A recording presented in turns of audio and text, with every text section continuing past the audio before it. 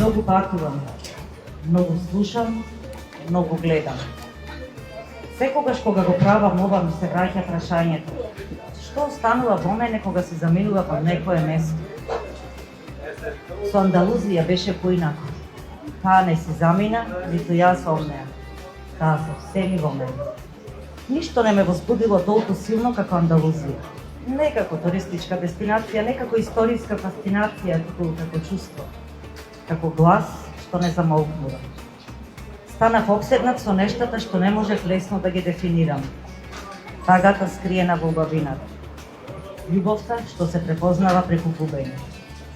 Начинот на кој на земја непрестајно зборува преку цидовите, музиката, океанот, па дури преку тишината на нејзините улици.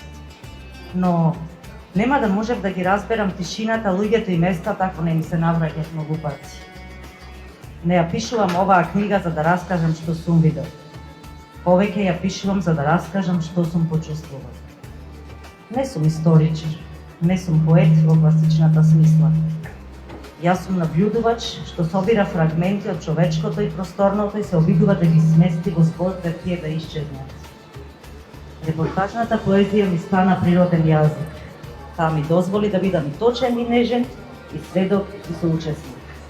Затоа ја напишав оваа книга и затоа тишината ја претворам во стих. Оваа книга е раскажување, но во смисла на раскажување на она древна исконска традиција на орално прераскажување, што постоело уште од постоењето на човекот пред пишаниот збор. И го доживувам како, не само како раскажувач, туку како чувар, како заштитник, како вардач на творештвото. Во ирската култура и традиција постојат два типа на раскажувачи – шкили и шанахи.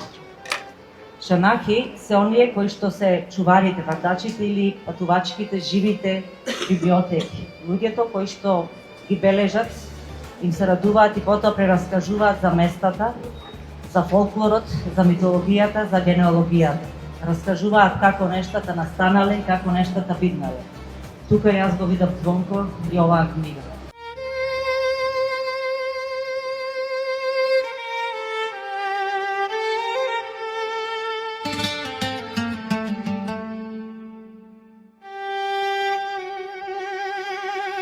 Многу кратко разговаравме со Драгица како би требало да изгледа оваа вечер, но моментот кога таа само ми сподели дека сака да започне преку раскажувањето, јас реков дека ми е доволно, не мора повеќе да разговараме или да се договараме за што да зборуваме, бидејќи така и јас го разбирам и моето пред се патување, во случајов и патување, бидејќи пишувањето немаше да се случи без патувањето.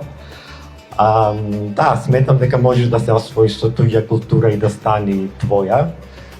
Во мојот случај тоа се случило два пати, полската и андалузиската, не шпанската култура, бидејќи јас гледам, доживувам многу голема разлика меѓу тоа што е шпанско и тоа што е андалузиско.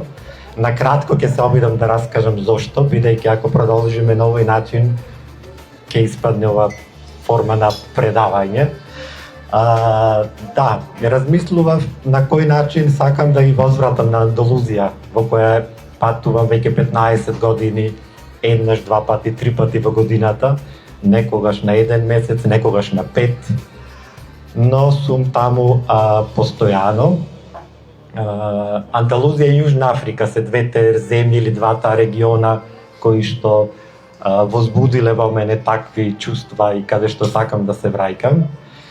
Од аспект на она што ти го нарече вдомување, што е клучно кога сакаш да пишуваш за туѓа култура, бидејќи тоа вдомувањето пред се подразбира наблюдување, бидејќи не може насила да станеш дел од нечија култура, треба да ти биде дозволено да влезеш во нечии животи, во нечии градови, села, сараи, палати.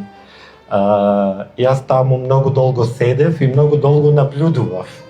Многу време поминував сам, не разговарајќи со луѓето, чекајќи да бидам повикан или чекајќи, што најчесто се случуваше. Сакаат да споделат некаква историја. И многу често тоа беа многу постари луѓе. И така јас почнав полека да ја откривам историјата за Ал-Андалус, која што подоцна сватив дека треба да ја раскажам низ призмата не на арапите, туку на мулавадите, моросите или морискосите. Ова се термини кои што шпанците ги употребуваат за христијанизирани арапи или евреи, или за оние што останале да живеат во Андалузија после реконквистата. Односно оние кои што го носат сето ова шаренило за кое што зборуваме и кое што е толку многу очигледно кога сте во Андалузија. Претпоставувам дека добар дел од вас ја посетиле Андалузија.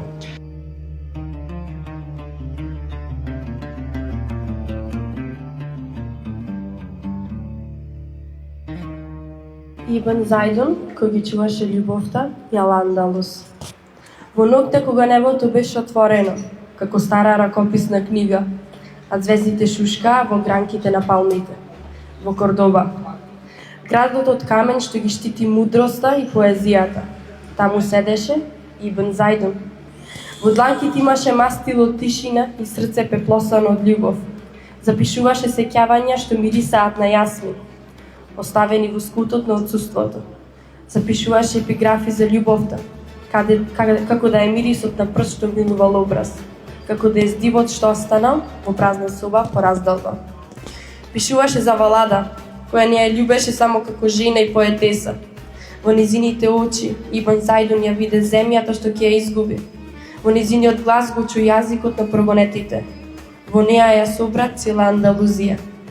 Заедно ги запишуваа тајните на Ал-Андалус, бидејќи самите беа огледалото во дамарите на мешаните народи. Валада беше реката што не можеше да ја премине, огнот што не можеше да го изгасне со сета вода во Гваделкивир. Валада беше празнината во која не се споја копнежот и прогонството. Како што душата на Андалузија никогаш не стигнува, така во неговото срце небирно живееше Валада. Андалузија што крвари проговори преку него. Тој беше мостот помеѓу истокот и западот. Тој ја спаси од празните украси од заборавот. Како беше рана што излева, тој ја опеа како домот, што се појавува кога си го замислиш. Колку среќни беа тие денови, кога милував коса што се слеваше како река, кога зборови бели како светлина ја позлатуваа земјата. Запиша и времето застана. Се заврте како дервиш околу хартијата. Го преклопи стихот и го претвори во вечност. Никој не памти кога стаса, ниту од каде дојде. Некој рекла дека излегла од мрежите со последната туна, како што трепка под месечината, како да го гледа светот за последен пат. Ја викаа Изабел. Ниеден маж го немаше видено лицето, како да е пукнатина во спомените на жените што негодуваат. Само едно девојче рече дека и го слушнал плачот, камбана што звони под урнатини од никогаш недовршена црква. Живееше како да ја нема, во куќа без порта секогаш отворена. Патот што водеше натаму не знаеше за назад, само за понорот чекори што талкаат. Собата и мирисаше на анасон, како кожата на љубениот што не доаѓа. Постелата секогаш влажна, како да станал некој што никогаш таму не бил. Се појавуваше взори, две портокалови сенки под очите, како прерано згаснати зајди сонца. Босонога поминуваше низ песокот и кога ќе згазнеше врз мрежите, со ништа на рибарите се кинеа како свила на ветар.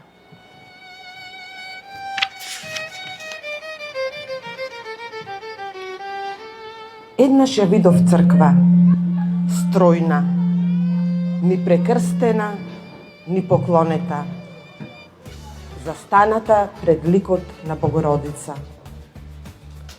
Чув само глас што кротко праша: "А каде беше ти кога ја пиеја мојата крв како вино?" И потоа ја снема. Само едно детенце рече дека ја видело покрај стариот бунар. Седела и пеела на јазик што не се учи. Само се помни од соништата на бабите, кога бунарот пресуши, луѓето рекоа: "Ла Изабел замина." На секоја полна месечина, на прагот од куќата што ја нема на таа што никој не ја виде, и оставаат чаша вода, малку сол и една ружа сувоцрвена.